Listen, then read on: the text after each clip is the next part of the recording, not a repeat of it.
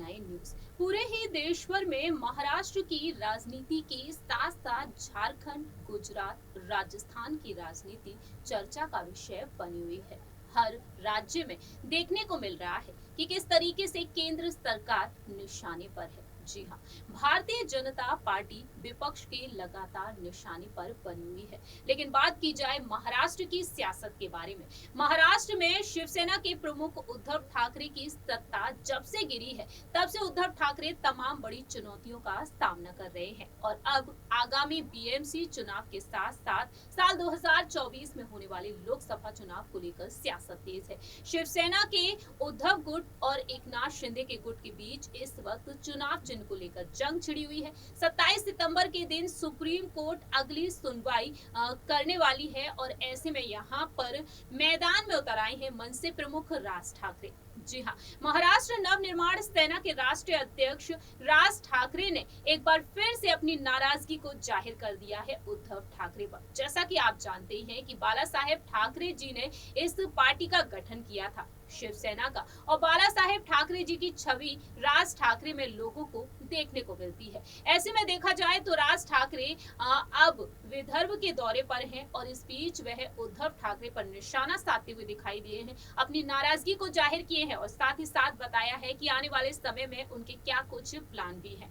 दरअसल आपको बता दें कि राज ठाकरे ने हाल ही में एक बेहद बड़ा स्टेटमेंट दिया है। राज ठाकरे ने उद्धव ठाकरे को लेकर यहां पर अपनी नाराजगी को जाहिर किया। विदर्भ दौरे पर है राज ठाकरे और एक प्रेस कॉन्फ्रेंस के दौरान उन्होंने कई मुद्दों पर बातचीत की। उन्होंने कह दिया कि जब साल 2019 के विधानसभा चुनाव के दौरान प्रधानमंत्री नरेंद्र मोदी, केंद्रीय गृह मंत्री अमित शाह महाराष्ट्र में हो रही रैलियों के दौरान देवेंद्र फडणवीस को राज्य का मुख्यमंत्री बनाने की बात कर रहे थे और उस वक्त उद्धव ठाकरे कहां थे? आखिरकार वह उस वक्त खामोश क्यों रहे थे?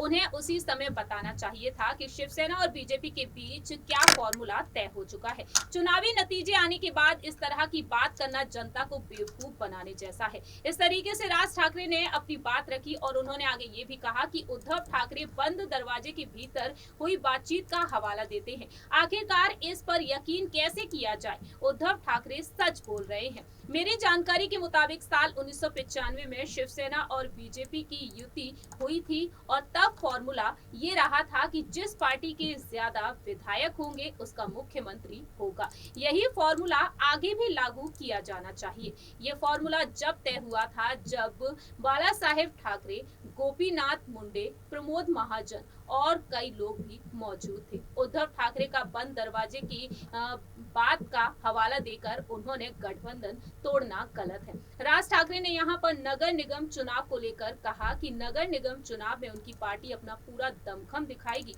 उन्होंने प्रभात पद्धति का विरोध भी किया है। राजनीतिक फायदे के लिए प्रभात पद्धति का इस्तेमाल किया जा रहा है और साथ ही साथ उन्होंने यहाँ पर बताया कि जिस दल का बहुमत हो उसी की सत्ता होनी चाहिए। इससे नागरिकों को काफी ज्यादा सहूलियत मिलेगी। इससे उन्हें पता चलेगा कि कौन से व्यक्ति के पास जाकर उनका काम होगा, वरना जनता को सिवाय परेशानी के कुछ नहीं मिलता और निगम के पार्षद मजे करते हैं। राज ठाकरे ने फिलहाल देखा जाए ये तमाम बातें कही हैं। उद्धव ठाकरे पर लगातार वह निशाना साधते हुए दिखाई दे रहे हैं।